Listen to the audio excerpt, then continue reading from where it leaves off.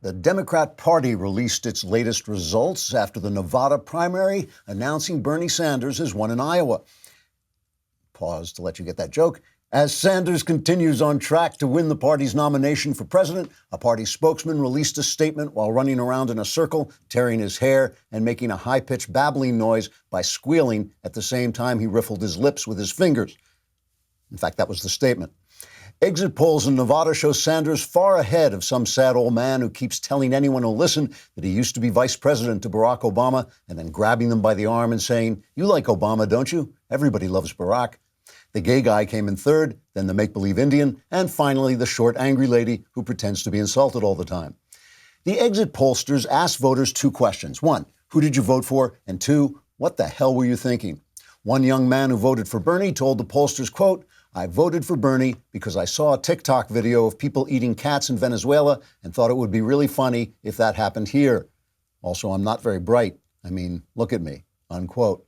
A suburban homemaker said, quote, "I voted for Bernie because Donald Trump says rude things, and before I tolerate that, I'd rather lose all my freedom and have my children starve," unquote. A third voter told the pollsters he voted for Bernie because he was secretly a Republican and was just messing around. In a victory speech to a cheering crowd of ignorant knuckleheads, Bernie said, quote, "We are taking on the Democrat establishment because they're still clinging to some vestiges of sanity, and I hate that. I have a new vision of America that I got from watching the Purge movies while reading an instruction manual called 1984, unquote.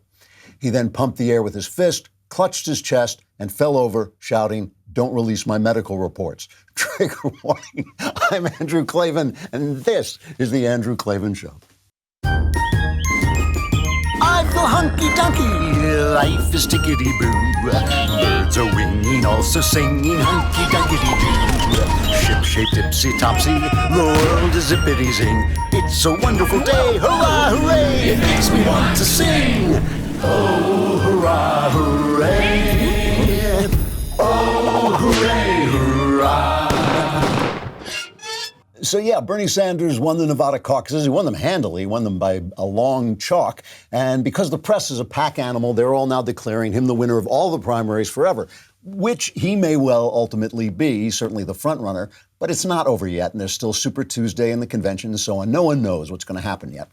But the problem for the Democrats is they have no one who can beat Bernie because they have no one who actually disagrees with Bernie. They only have people who are afraid to say what Bernie says out loud. That doesn't make them alternative choices. It just makes them sniveling cowards. Sure, one candidate may pay lip service to free markets and another may dither about whether he wants to take your private health insurance away today or tomorrow, but every single one of them thinks the solution to the problem is government, and that's even before they find out what the problem happens to be. There's an old joke about Republicans. They used to say that if Democrats said they wanted to destroy the country in 3 years, Republicans would negotiate for 6 years and call it a victory. That's now the two sides of the Democrat Party in a nutshell. They either want sudden socialism to kill the country right away like a heart attack, or slow socialism to eat away at our freedoms like cancer. In her weekend column, Wall Street Journal journalist Kimberly Strassel noted that even Mike Bloomberg has been sucked into the Democrat socialist machine. Since he formally joined the race, he's rushed to join the pack, she writes. He unveiled an eye-popping plan to raise taxes by $5 trillion, socking it to corporations and rich people. He says he doesn't see the current $1 trillion annual deficit as a problem. He reversed himself on financial regulation, promising to impose a 0.1% financial transaction tax of the same type proposed by Alexandria Ocasio-Cortez, and to crack down on Wall Street, unquote. Well, of course he did all those things. He had to. He's running as a Democrat. The issue is not that Bernie is leading the Democrats. It's that Bernie is the Democrats. He's the Democrat Party. The Democrat Party does not want to admit it is. The problem for all of them, the reason they got there, is because you're responsible for the logical conclusion of your ideas, because your ideas will ultimately work themselves out to their logical conclusion. That's inevitable. So when you start out, you better own them. Bernie is what the Democrats represent, so Bernie deserves to win. And as dangerous as his nomination would be for the rest of us, at least we'll know the danger we're in so we can face it head on and beat it if God is still willing to bless America. We're going to talk more about Bernie and what he stands for and what the Democrat Party stands for, what the press represents, and we'll also have some examples of leftism gone amok throughout the country. Let us first talk about ebb sleep. As you know, some of us never sleep. No names mentioned, but me. I never sleep. And listen, I'm at peace with that. But if you're not, and if you've tried everything else, I don't think taking drugs is a good idea. I really don't. Try ebb sleep. Try ebb sleep. It is a machine that basically chills your forehead. I tried it out, and I have to say it really did give me a sense of being far away from myself. It's kind of slowed down my thoughts, and it gave me a little bit of, a little kind of more peaceful vibe than I usually have. And for all I know, if you're one of these people who likes to sleep sometimes, you may like the ebb machine. Ebb's cooling, calming nature is designed to counteract the way the mind and body react to stressful situations. It allows you to reach restorative sleep quicker so you can be at peak performance the next day. Traditional sleep aids shut down your mind and body completely. Ebb works with your brain's natural rhythms to help you sleep the way your body was meant to. Have the energy to do things you love again by getting the sleep you need. Ebb's natural solution has no morning side effects and allows you to get back to your peak performance. Our listeners can now try Ebb risk-free for 60 nights to confirm it's the solution you've been looking for at tryebb.com/Klavan. That's TRYEBB.com/Klavan. Tryebb.com/Klavan. Order today to get the sleep you need and deserve. And if you do, tell me what it's like. And also tell me, how do you spell Klavan? You must be able to answer that question. There are no E's. There are no E's in Klavan. So Bernie is now full of confidence. You can't blame him. He's won these 3 primaries. He's going into the buzzsaw now, but he's got, this was really a good win for him. It was not only a big win for him, he got the youth vote and he got the Latino vote. So that should make Joe Biden, if Joe Biden is still around, if Joe Biden still thinks he has any chance, and why he would, I don't know. But that should make Joe Biden nervous because his whole thing is the minorities like me. I'm neat. I was with Barack. And so they'll come after me. But this showed that Bernie can put together a coalition too. Here he is cut number 11. Here is Bernie celebrating his victory. We are going to win across the country because the American people are sick and tired of a president who lies all of the time. They are sick and tired of a corrupt administration. They want an administration which is based on the principles of justice, economic justice, social justice, racial justice, and environmental justice. I call him a socialist/communist, okay? Because that's what he is. That's what he is.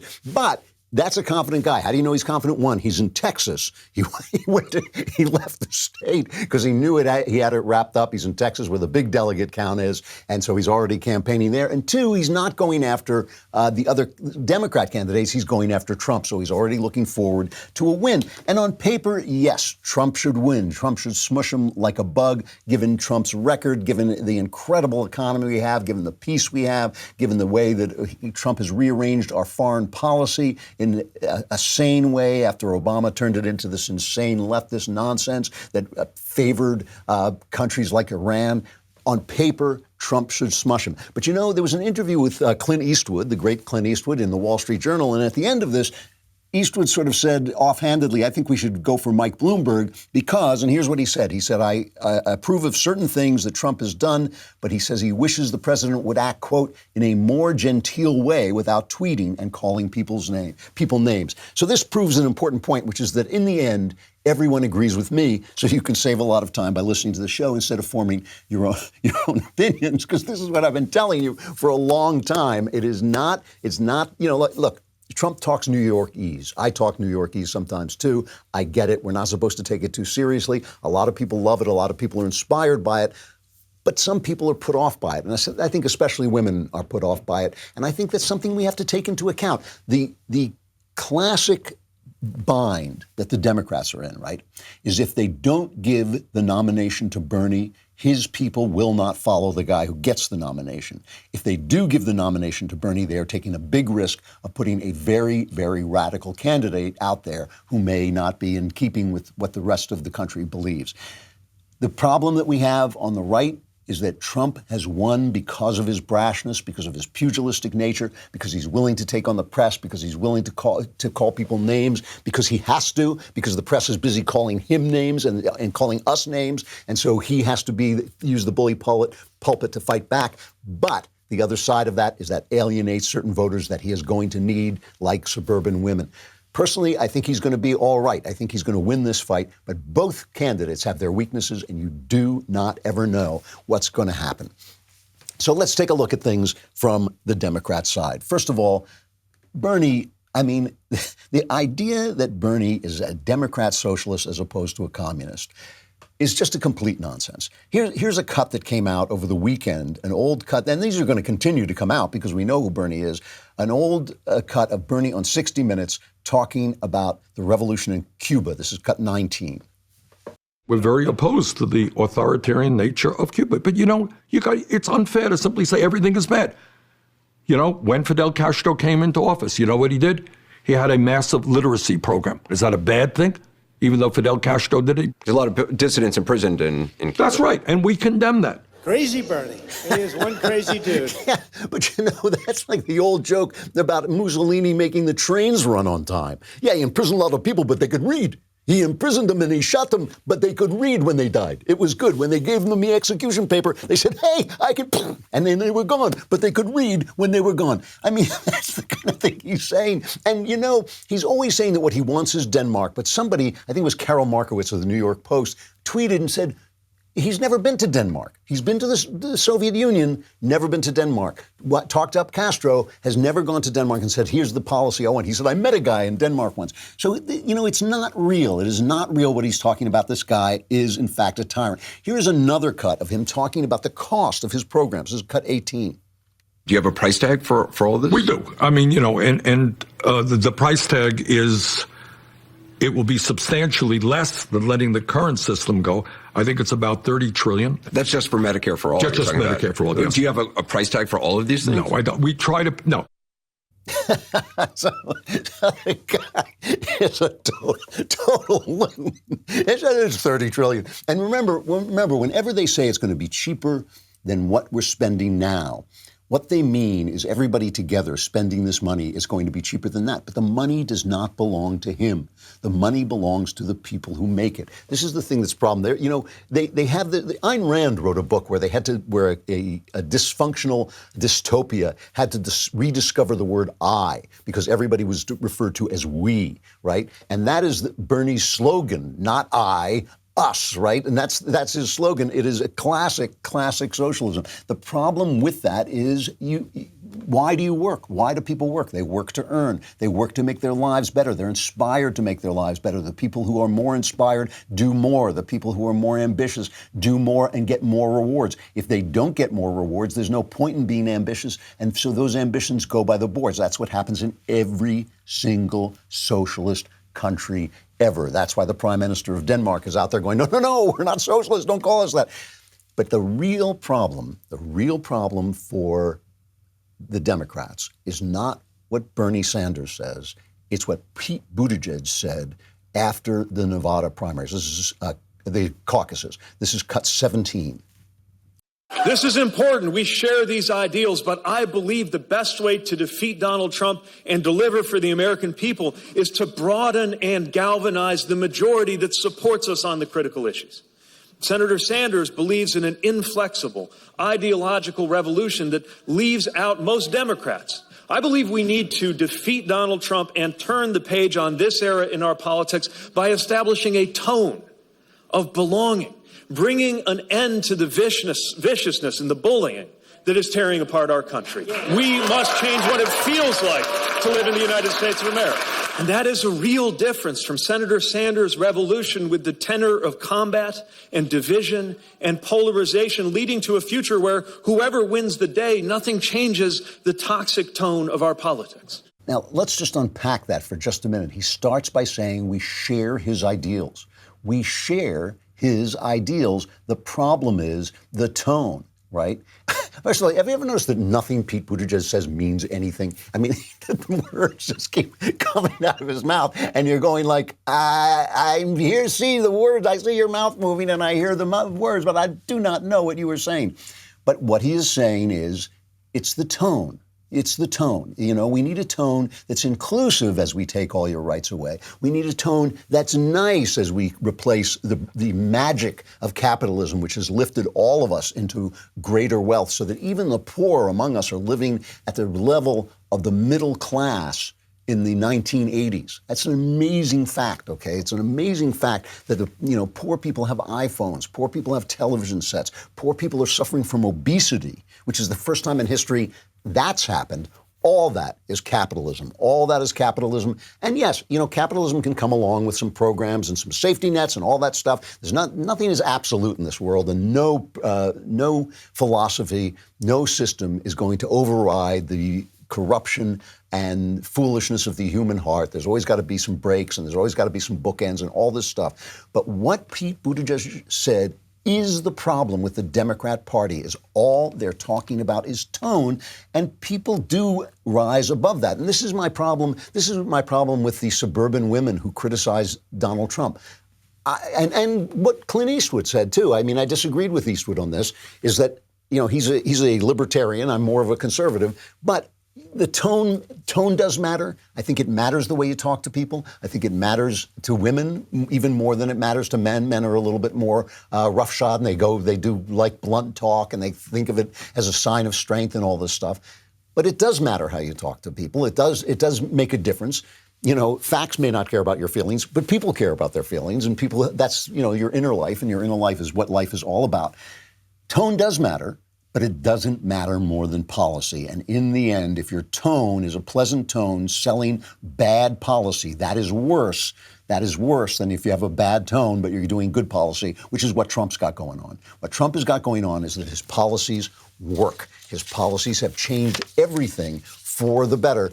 And I wish he could control his tone, too. I wish he knew when to shut up, too. I don't agree with the guys who are constantly leaving notes in my comments section or sending tweets out, that's because you don't understand the greatness of Donald. I do get Donald Trump. I see what he's done. I'm amazed. I think he's done a terrific job. I've told you where I was wrong in the past, all of that stuff. He still has to know when to shut up, and he doesn't. He has absolutely no control, and that's going to hurt us, especially going forward. But what Pete Buttigieg is saying is the exact opposite, is we need good tone to mask our crappy policies, and that's why Bernie is in the lead. Let us talk about honey. Money matters. You want to save it. The way to save it is with honey, because honey goes on and searches for deals. Remember the old days? Does anybody remember going through coupons in the Sunday paper? You had to go through coupons and cut them out and say, I'm going to buy that. I could use a coupon there. Don't do that. Don't do that anymore. That's not the way to do it. Honey is a free online shopping tool that automatically finds the best promo codes and applies them to your cart. And you know how great it feels to save, but how does it feel to save with money? With honey, saving with honey feels like sliding into a seat on the train just before the doors close. You put this thing on, it takes about, 90 seconds to put it on your computer. It sits in the background. Then you go on your sites where you shop, and it looks around and says, here's a deal. This will give you a lower price. I use it on Amazon all the time. It tells me when I can get something for less. Using honey feels great. Think of it as a little daily victory. Plus, it's free to use and installs in just a few seconds. Get honey for free at joinhoney.com/Andrew. That's joinhoney.com/Andrew. You want to hear the tone. The tone of Bernie Sanders. Here's the thing. The tone of Bernie Sanders is leftism. The tone of Bernie Sanders is leftism. The roughness, the way people talk, the threats that unions got in Nevada from the Bernie bros. They keep saying, well, these are just a couple of online followers. That was what Alexandria Ocasio-Cortez said. This is the life online. That's the problem they have. No, because we have already seen all the people who work for Bernie saying the gulags were not a bad thing. We're going to drag people out of MSNBC because they don't like the liberals and set them on fire. We're ready for violence. We're ready to disturb things. That is what socialism does to people. And there's a reason for it. And we'll take a look more in just a second. We got to look at some of the press, because the press is part of this too. I mean, this is the thing. The press is part of this too, because the press has been selling leftism as if it were a game. You know, it's like it is a game to them, right? They're making big bucks. They're going into their offices. They're sitting in their air-conditioned studios, and they're selling leftism, and leftism is great and all this stuff. But you are responsible for the ultimate conclusions of your ideas, because that is where your ideas will go.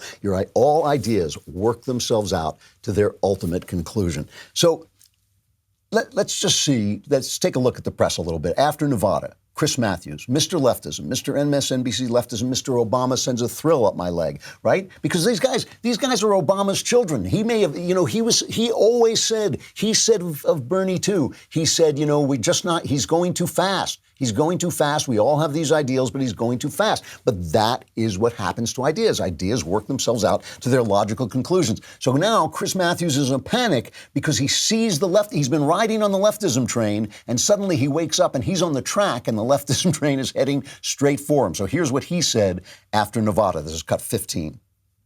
I was reading last night, Brian, I know you're a history guy too. I'm reading last night about the fall of France in the summer of 1940. And the general, Renault, calls up Churchill and says, it's over.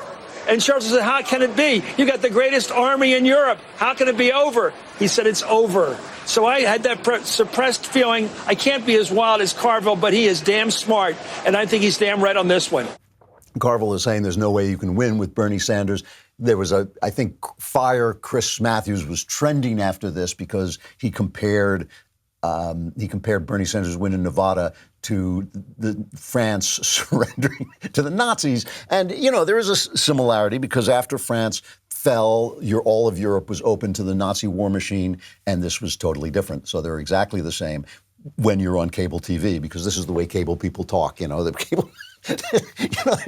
there's consequences for the way you talk, but everything is like this. I know what he was trying to say. I know what Chris was trying to say. He was trying to say this was the bulwark. This was the place where he was supposed to be stopped. I don't know why he would think Nevada was the place he was supposed to be stopped. But now all of Democrat Europe lies open to the Nazi war machine of Bernie Sanders. But, the thing is, Chris Matthews is responsible for Bernie too. He's, you cannot sell these ideas and then complain when somebody takes those ideas to their logical conclusion. The people who are cheering for Bernie may be 12-year-old knuckleheads. They may be idiots who were schooled in this stuff, but they were schooled in this stuff while the media sat by and did nothing. They were schooled in this stuff while the university administration cowered at every leftist upsurge. They were schooled in this stuff while the culture, Hollywood, everybody sat and said, yes, leftism, social. You remember James Bond in one of the films? They had him saying, well, socialism is not so bad. This is James Bond who helped bring down the Soviet Union. Suddenly, socialism is fine. Now they've created this monster, and they're scared of the monster they created, and it's ridiculous. So, there was a media panel. Let's look at this first before we get to some other hilarious stuff that the press has been saying. There's this media panel in California, and Van Gordon Soder, who was the first president of Fox News, made the following point, which you've heard here on this show a million times, but maybe you'll take it seriously now that it's not coming from me. It's cut one. I think a liberal bias is increasingly embedded in the journalism as a result of the Trump experience. And it's accelerating and deepening the wedge in our society between the left and the right. Well, Van, Let me just finish. And my concern is that when Trump goes away in 1 or 4 years, that may not be corrected, that the journalists may be so comfortable with opinionated reportage and pieces and analysis that just may become a condition in communications in our society. Right. And he goes on to say, by the way, that that's bad for society to only have one story, which is what I keep saying because it's bad for both sides. Lawrence O'Donnell, there was a story that a senior U.S. intelligence official told the Adam Schiff Committee that Russia wants to see President Trump reelected. So you would think that at this point, stuff being leaked by the Adam Schiff Committee would be suspect. Here's Lawrence O'Donnell on MSNBC reacting to this report. Cut 7. The president is a Russian operative. That sounds like the description of a bad Hollywood screenplay, but it is real. And it is Vladimir Putin's greatest achievement. Decades after America's victory in the Cold War and the collapse of the Soviet Union, the president of the United States is now helping the president of Russia help the president of the United States to get reelected so that the president of Russia will have 4 more years of the president of the United States who he wants in the Oval Office. This is one of those shocking news days, if you retain the capacity to be shocked, in the Trump era by the Trump regime, which might be better labeled the Trump-Putin regime.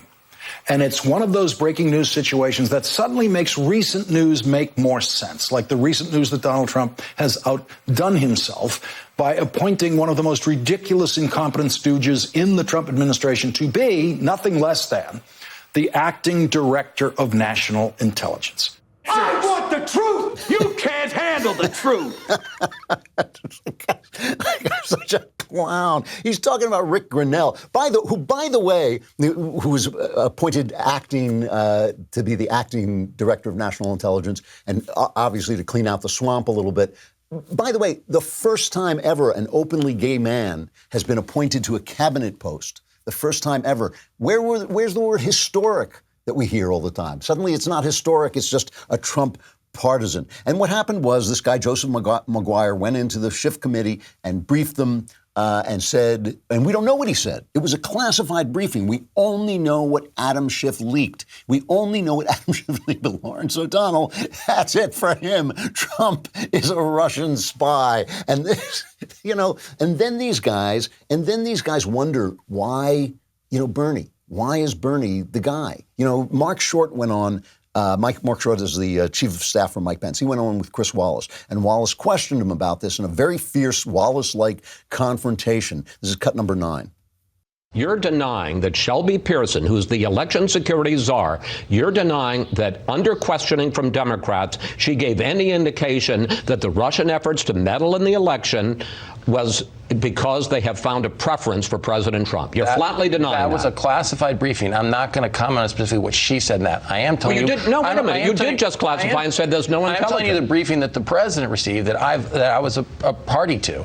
And that's not information that came out of the briefing that the president got on election security, Chris. But you're not denying that that was part of the briefing she gave to the committee. Whatever briefing she gave the committee was supposed to be classified. And once again, Adam Schiff's committee is selectively leaking out information and often distorting information is our belief. They've done it many times. But I don't understand. You're saying it's not true and they leaked it.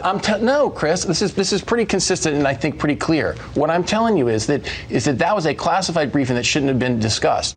And then he went on to say, he did really well, I thought, against Wallace. And Wallace has gotten a little unfair. He cuts people off all the time. And I know people shouldn't be allowed to filibuster, but you still should let them answer the question. But then he went on to say, Maguire came into our office and briefed us. And Mark Short, was there. And he didn't say that. That's not what he said. So at this point, shouldn't all the press be looking at anything that comes out of Adam Schiff's committee and saying, oh, this is a political leak? I mean, shouldn't they be saying that about every single thing? Now, Jonathan Swan, excellent reporter at Axios, he's got a report that Trump has an enemies list and he's clearing out the appointed people in his administration who don't like him.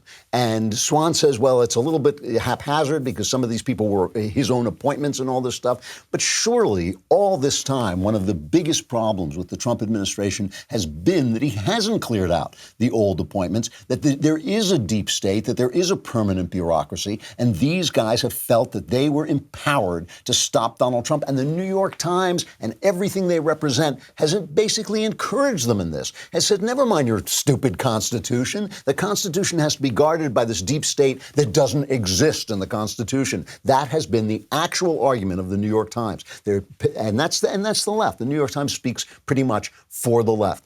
This is, the panic over this, the protection of the deep state, the love affair with Barack Obama, all of this. Bernie is just the avatar of this. He's just the incarnation of that attitude. They are getting exactly what they wanted, and they're getting it good and hard. If you're not quite sold on a Daily Wire membership yet, give us a shot with the Reader's Pass. A Reader's Pass will enable you fellow news junkies to read our articles ad-free. You'll even get Ben's op-eds, which are exclusive for Daily Wire members only, plus access to our mobile app, which is terrific. You can read all of our stories and receive push notifications for breaking news and special content, which is perfect for when you want to stay up to date, but you are on the go. The membership tier is already a bargain at $3 a month, but right now we're offering 1 month for 99 cents. That's mobile, ad-free access to all of the Daily Wire news, exclusive op-eds from Shapiro, and breaking news and updates on our mobile app, all for the low price of $1. So go get a Reader's Pass today and join the Daily Wire community. You can do that as we break, saying goodbye to Facebook and YouTube. Come on over to dailywire.com and subscribe.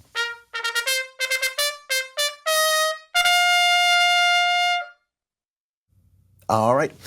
On MSNBC, a political analyst, a left-wing political analyst, Time editor-at-large, Anand Giridharadas, I hope I'm pronouncing that right, Anand Giridharadas, said that he is surprised at the way people are reacting to Bernie. He thinks they need to open their eyes and see what's going on. Here's cut 12.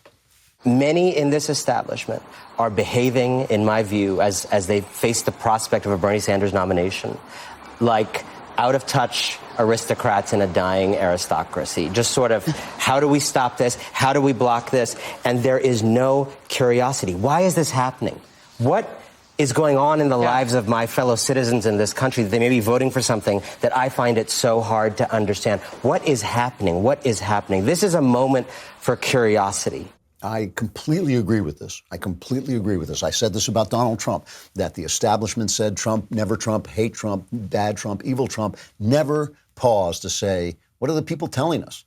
Maybe there's somebody who is not Trump who can do what they want, who can do what Trump is doing. I don't actually think there is, because I think Trump, the main thing about Trump has been his pugilistic, loudmouth attack on the press, which has made it so easy for left-wing politicians to be polite while the press ripped us to shreds, while the press called us racist, sexist, Islamophobic, homophobic, whatever they wanted to call us. And then Barack Obama could be polite because the press, his army of the press, was doing his dirty work for them. We haven't got that. So that's why people voted for Trump, because of the way he talks. And that puts us on a bind. This guy is also right that the people on the left are voting for Bernie Sanders because he is saying what the other candidates will not say, which is we want socialism and we want it now. So let's take a little look at why. The thing about socialism is, and communism, because they're really virtually the same thing, is that if you walked around with a Hitler T-shirt, if you walked around with a Goebbels T-shirt, somebody would put a fist in your face. Probably rightly so. Maybe it's a little overreaction, but somebody would approach you about this. But if you walk around with the mass murderer Che Guevara on your T-shirt, nobody says this. If you walk around with a hammer and sickle on your belt buckle or on your denim jacket, nobody says a word to you. Because there is one step between socialism and tyranny, and there's no steps between fascism and tyranny. Fascism is open tyranny. Socialism has this patina, this thin covering of Christian generosity. You heard what Bernie was saying about environmental justice and social justice and this justice and that justice.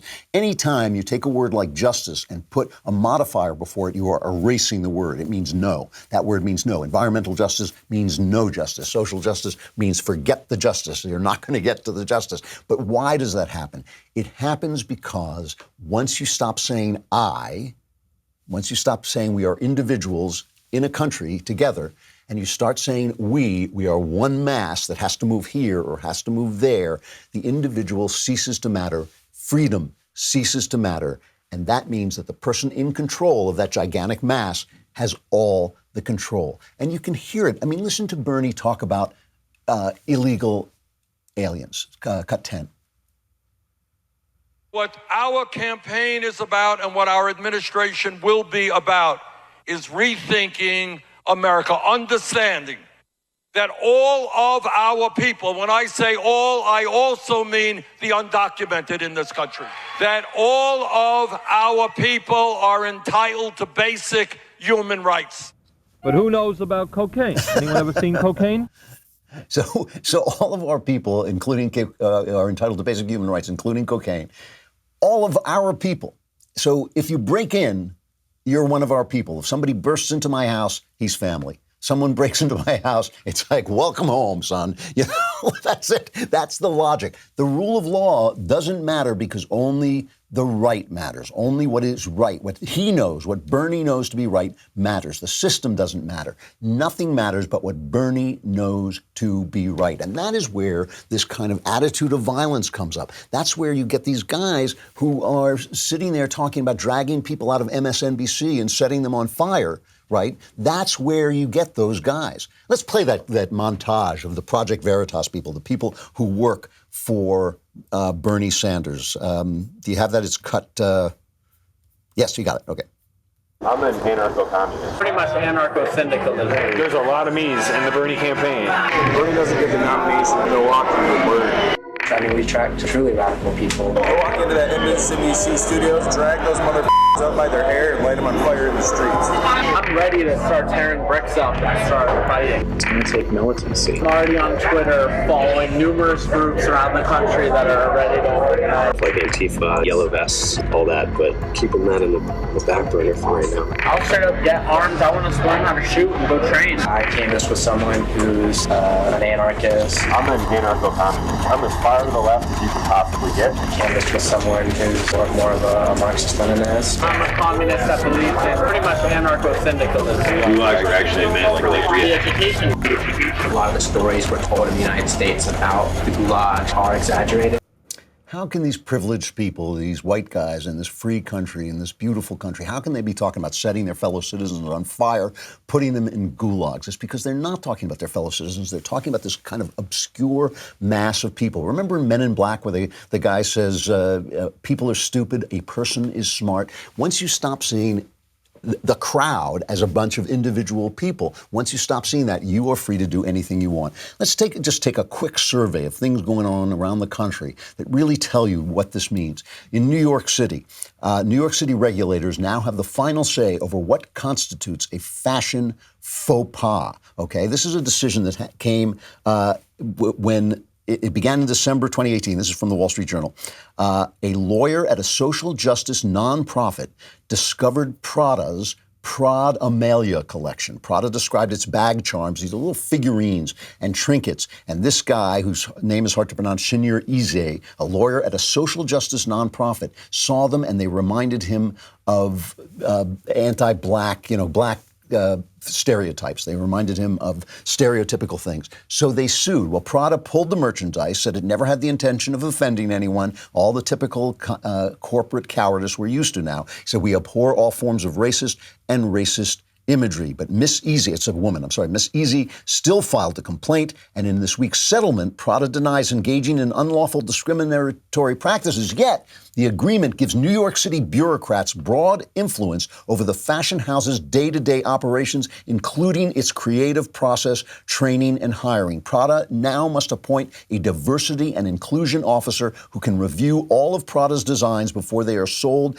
advertised, or promoted in any way in the United States. The diversity cop will ensure that Prada's activities, including without limitation, its production, advertising, and business activities are conducted in a racially equitable manner. So this major designer is now at the service of the New York State government, this guy coming in and telling them when they've offended people because of their cowardice, because they didn't stand up to this woman and shout her down and basically fight her.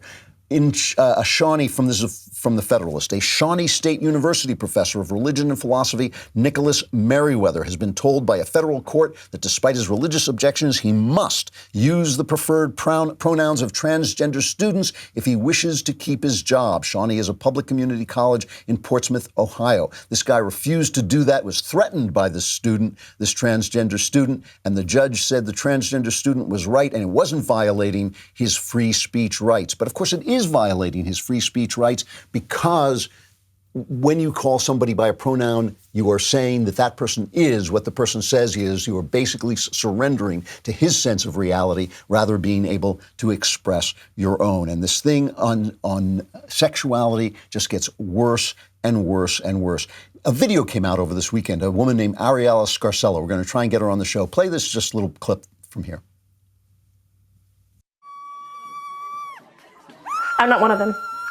Hi, I'm Ariel. I'm a lesbian, and I don't think gender is a social construct. I don't think cis straight white men are evil. I don't believe that genital preferences are transphobic or that there are 97 genders. I don't think that male sex offenders belong in women's prisons. I don't think it's normal for people to be praised for walking around with shirts that say kill TERFs. I don't think like these people, and I no longer want to be associated with them. I've reached peak LGBT. This is my coming out video. Never in my life have I been more canceled, tortured, tormented, harassed than by members of my own community. Will the voices of individuality strike back against this? Because this guy from MSNBC is right. This is a movement. Bernie represents a part of the country who have lost the plot of America, lost the plot of freedom, and we need to fight back against them like that lady there.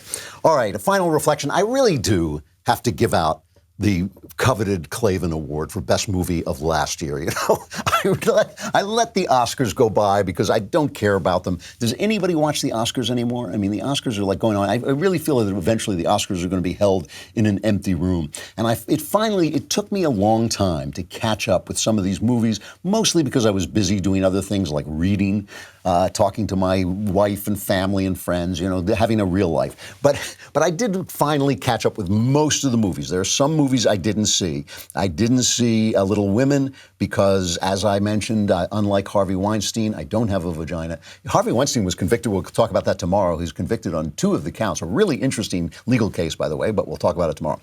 So I didn't see Little Women, and I didn't see Marriage Story because I refused to watch a movie by a guy who knows what divorce does to children and then got divorced anyway. He should lock himself in a room. He should beat himself with a whip for 10 years, and then he can come out and tell us what he learned. I don't want to hear what he has to say about his egotistical divorce that destroyed his children before that. So those are the 2 movies I didn't see. Did see 1917, liked it very much, an entertaining, suspenseful, well-acted, beautifully shot film. Not a great film when you compare it to other World War I films, but still very good. Ford versus Ferrari, another good film. It's a good year for movies. Ford versus Ferrari, a good film with a very honest look at capitalism, showed the highs of capitalism and how it inspires competition and greatness, but also the lows of capitalism and how it inspires corporate think and snuffs out originality. Joker, decent film. Don't like superhero movies, just basically a superhero Marvel remake of Taxi Driver, which also a film I didn't like, but kind of interesting, certainly watchable, fun to watch. Parasite, really overrated. Parasite won the Oscar. Totally overrated. Only says that they didn't want to give it to the real winner, so they gave it to Parasite. It has a big twist in the middle of it, Parasite, and the twist does not work. Great acting. Always a lot of great actors on film, but it doesn't work. It's a B- film at best, and it really goes off the rail. The Irishman, dull as soap water. I mean, just a dull, long, overly long film with actors who are too old to play the parts. Nothing a computer does will make them younger than they are. They still moved like old men. It was ridiculous. It was just basically a tribute to Martin Scorsese, who has made at least one great film, which is Goodfellas. I also liked his film about Wall Street, which is Goodfellas remade on Wall Street, but still a talented guy who was this was basically his farewell to all his cast and his stories about the mafia. Jojo Rabbit, interesting, shallow, but entertaining and fun. As always, well acted, touching, moving, good film. But clearly, the film of the year, the winner of the coveted Klavan Award, was Once Upon a Time in Hollywood. This was a film that actually contained some great classic sequences, some sequences that will be remembered as terrific Hitchcock-like sequences, the sequences out at Charles Manson's camp where Brad Pitt goes out and visits there. It's a lengthy sequence, is just amazing. But as many people said when they saw the film, it's really Brad Pitt's character that makes the film come alive, a tribute not just to masculinity and not just a tribute to old-fashioned, old-style masculinity and decency, but a rebuke to the people who think that fame and money are everything, because the character on paper is a loser. The character on paper is a loser, and it takes until the end of the film for you to understand that despite his personal problems, despite the fact that he's not rich, despite the fact that he's not famous, he's this moral center of the film. And that takes a lot for a Hollywood person to say. Hollywood is a place where success means everything, where fame means everything, where money means everything. It still is. All those people who are virtue signaling at the Oscars, they're virtue signaling because that's who they are, and they don't want you to know it. But this was a film that actually said in a beautiful way, in a really entertaining way, that that's not true, and those values really should be rejected, and will be rejected ultimately. Really good film, overlong, still, with some classic sequences in it. Clearly the best film of the year, winner of the coveted Klavan, the only award that really matters because it's the only award that's given without fear or favor. At least I'm entertaining me. That's the important thing. And we'll be back doing that again tomorrow. I'm Andrew Klavan. This is The Andrew Klavan Show.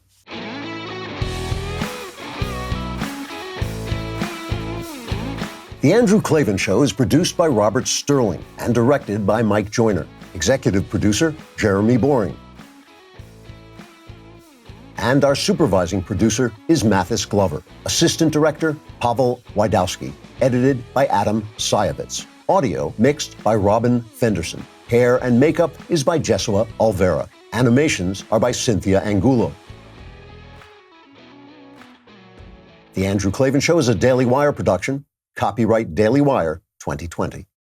If you prefer facts over feelings, aren't offended by the brutal truth, and you can still laugh at the insanity filling our national news cycle, well, tune in to The Ben Shapiro Show. We'll get a whole lot of that and much more. See you there.